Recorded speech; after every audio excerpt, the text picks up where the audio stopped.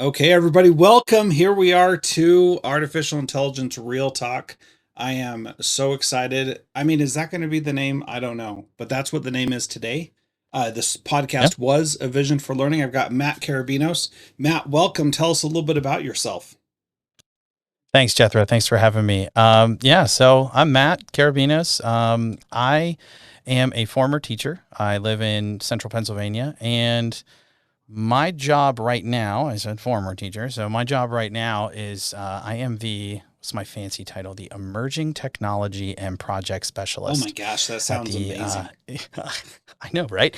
It sounds really cool. So, I pretty much have my dream job right now, which is I get to go around to all of our school districts in our region, and I get to talk about AI all day, which is anyone who knows me will tell you that is something I could definitely do, is talk about AI all day. So my main goal is to help schools figure out what to do with it, where to, go, how to, policy, guidance for teachers, students, admins, pretty much any facet you can imagine in education of what to do with AI. Because, it's no surprise AI's taken over pretty much everything. So, including education. So, that is a conversation I try to have with schools in our region. I do trainings, I do outreach, I do community events. The project specialist part is really interesting. So I'm still a little bit attached to the classroom. I also, in addition to the work I do with AI, I also run our student programs here. So anything that has a regional, student program or regional competition, um, I'm in charge of those. We have things like First Lego League, Scholastic Quiz League, reading competition, and we just finished up our Math 24 competition. Mm, So a whole lot of things, and that's why the title's so long. It's got to fit all that stuff in there. So yeah, that's me. that's awesome, man. Well, we are here talking today because you're going to be the new host of Artificial Intelligence Real Talk. And so we thought it'd be good to introduce you to people and get your name out there. And so why don't you start by telling us, Matt, what you think this podcast is going to look like? And it's subject to change, everybody, so don't get too focused on it. But what do you think? What do you see as the future and the vision of this podcast with you as the host? Well, for me, the thing is, I have something right now currently in my job that not a lot of consultants that do professional developments and trainings have, which is I just left the classroom. Like I was literally just there. So being able to know what it was like right there in the classroom, I just left at the end of November 2025. So being able to transition pretty quickly into this job, um, it gives me that perspective. So I still have the teacher perspective. I still have the educator perspective. Um, I'm very active on LinkedIn, and I learn a lot from LinkedIn and the people that I'm connected to. I have like really honed my algorithm very well.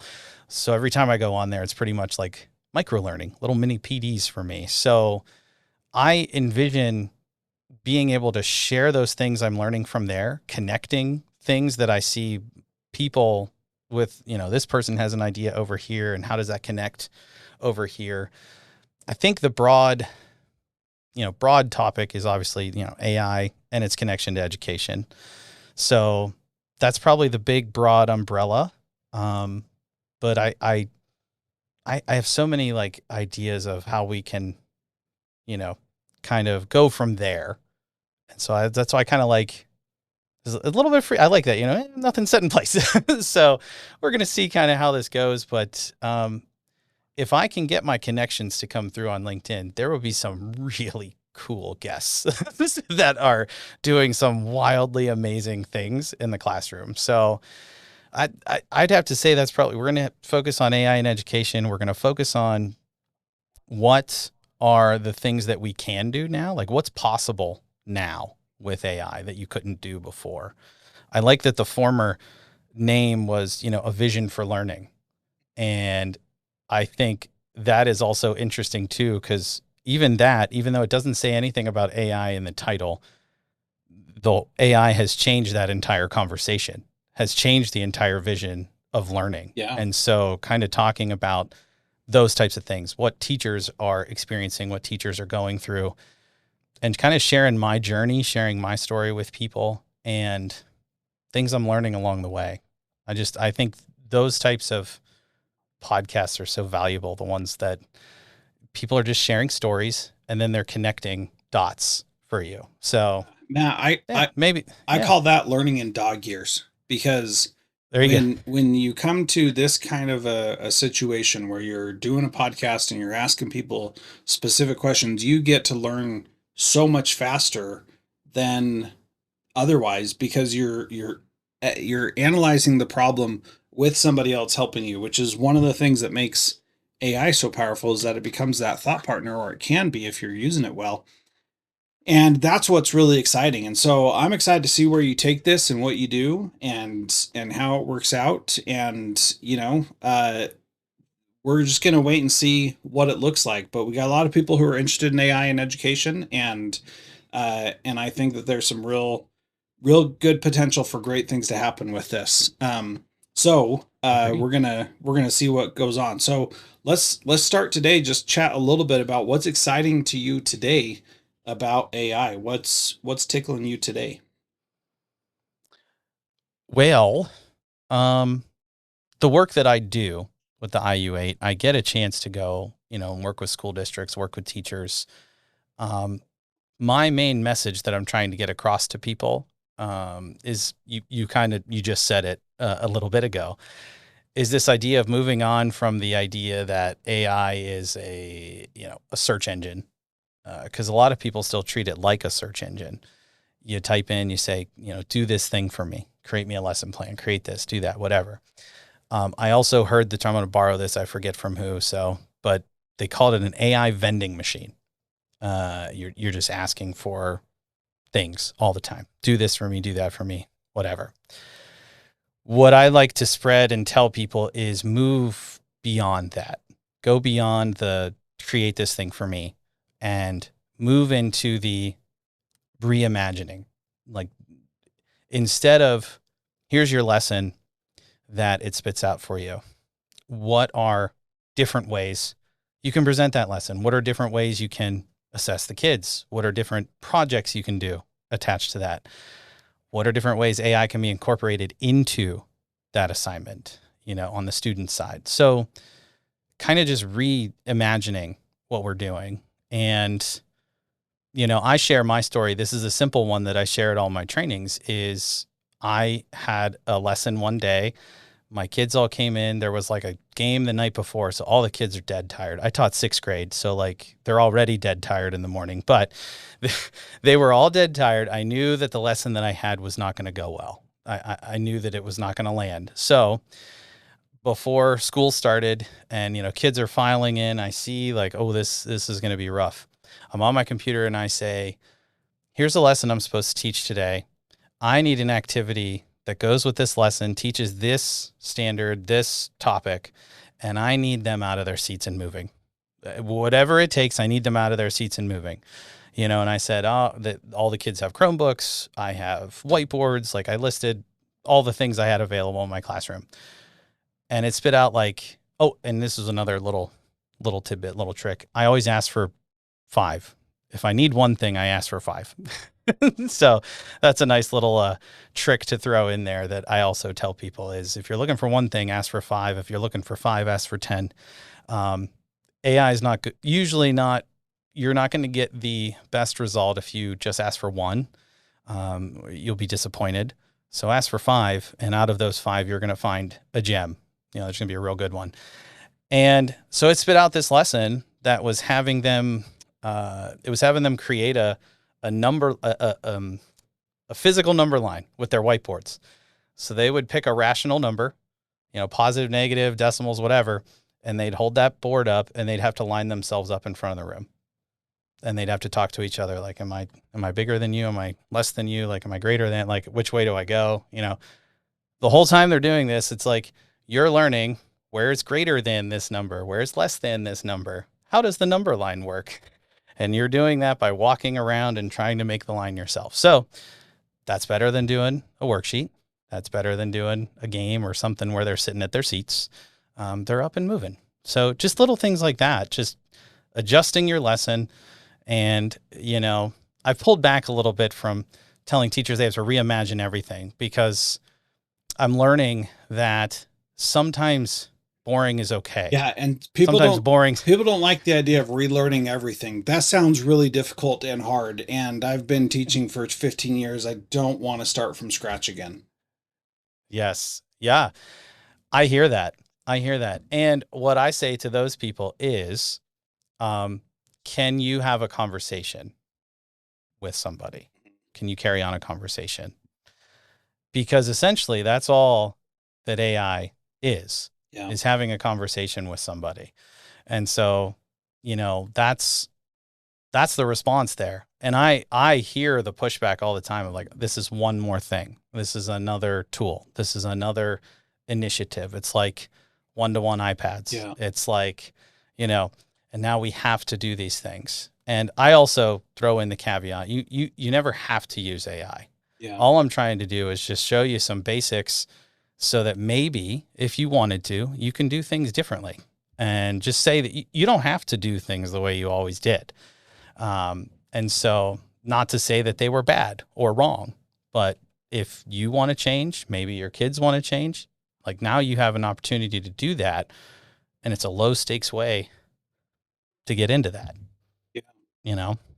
It really is. And the thing that's so amazing is that if you, no matter where you're at, you can start wherever you are and then grow from there. And that's the thing that's beautiful, is that you don't have to be a nerd, a technical user to be able to figure out how to do things.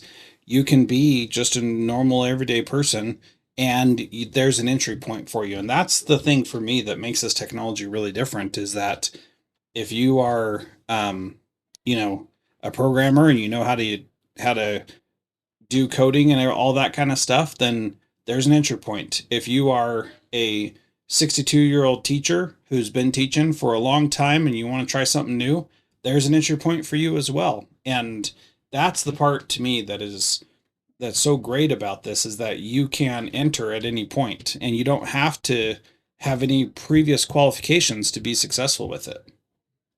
No, I mean, and I'll use me as an example here. Um, I always feel like I have to prove myself at my job because technically speaking, nothing in my resume speaks to educational technology, instructional technology. I have a master's degree in elementary education.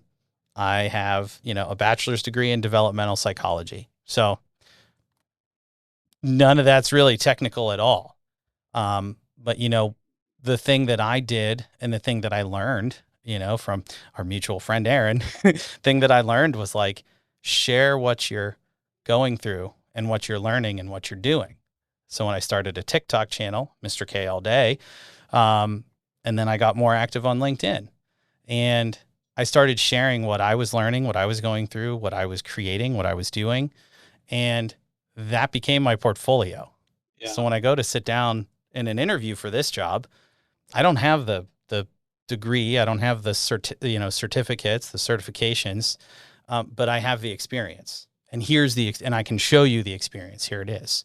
So that I'm a prime example of that. You don't have to be this tech background person. Yeah. The biggest thing that I have of a tech background is that I'm a millennial. Yeah. But here's the other asset that you have, Matt, that's even more valuable, is that you are curious.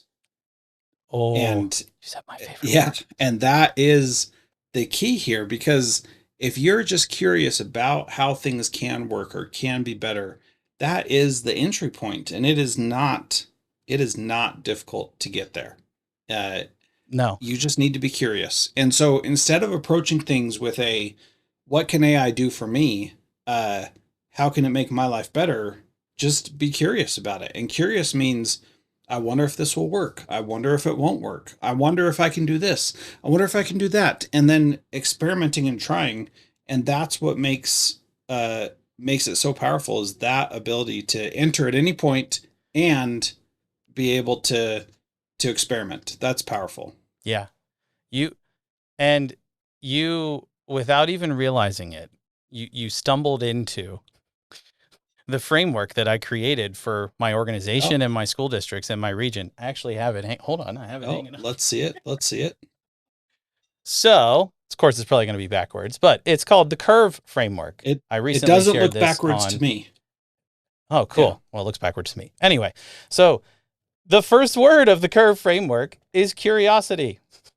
So when you were talking about being curious, it's perfect. It's perfect. And I use this at all my trainings to kind of base how I do things. And I say this is a mindset. This is how you can approach AI. Anything you want to do with AI, anything that you are trying to work with, create, anything. If you approach it with this framework, you'll be able to work through and find a solution, find a path. Um, so I think like your point is so spot on. I'm obsessed with the TV show Ted Lasso Great and the show. quote, be curious, not Yeah. judgmental. I had it plastered all over my classroom. I had it pretty much, it's everywhere. It's everywhere for me. Yeah. And so that I like to live my life like that. And I think that's a really good way to live your life. So, Yeah. being curious. So the fact that you said that right there, I was like, huh, how perfect was that? Yeah, that is perfect. Perfect was that? Okay. Well, this was a short introductory episode. Make sure that you stay tuned to this podcast. Matt's going to be releasing something every week, and we look forward to staying in touch with you. If you've got ideas for guests, please reach out. We'd love to hear you. There's a little way to contact on the website, and or go follow Matt on TikTok, Mr. K all day, right? Mr. K all day. Yep. Yep. So go check him out and connect with him there. And I'm at Jethro Jones on all the socials. So look forward to staying in touch with everybody and looking forward to a new season of whatever this podcast is going to be called. Whatever, whatever this show will be called. All right. Thanks, everybody. We'll see you. Thanks, Matt. Thank, thank you.